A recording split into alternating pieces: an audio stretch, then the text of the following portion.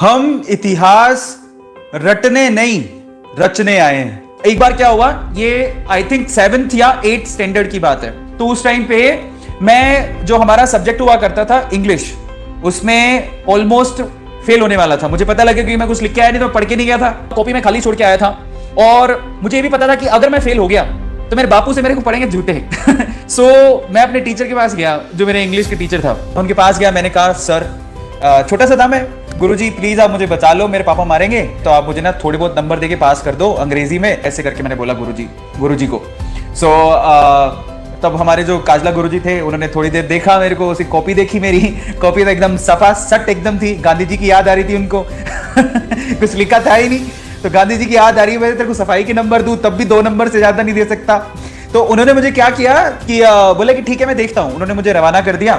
अगले दिन जब मेरे इंटरनल के रिजल्ट आए तो उसमें मैं पास था इंग्लिश में। मतलब it was really a big day for me. मतलब इंग्लिश में पास हो गया, पापा के जूतों से बच गया, मैं मार पड़ती मुझे, मैं बच गया। तो मैंने कहा यार नहीं यार, काजला सर ने मेरी बड़ी हेल्प की है, मेरे को उनके पास जाना चाहिए। तो मैं राजेश काजला सर के पास गया और मैंने काजला सर को बोला कि सर धन्यवाद। मैंने जब धन्यवाद बोला तो पूछते कि किस बात का धन्यवाद। उन्होंने पूछा मुझसे कि किस बात का धन्यवाद। तो मैंने उनको बोला कि आपने मुझे अंग्रेजी में पास कर दिया, इस बात का धन्यवाद।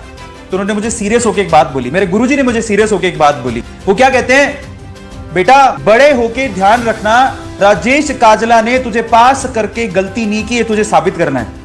तो मैं छोटा सा था, मुझे समझ में नहीं आया कि सर इसका मतलब क्या है। मतलब बड़े होके ध्यान रखना कि आपने मुझे पास किया, कि वो गलती नहीं हो। मुझे पूछा वापस से उनको, तो बच्चा था, मुझे समझ में नहीं आया। तब उन्होंने एक लाइन बोली, उन्होंने कहा बेटा याद रखना, कुछ लोग इतिहास रटने आते हैं स्कूल में और कुछ लोग इतिहास रचने आते हैं। तू क्या करना चाहता है वो तू सोच ले।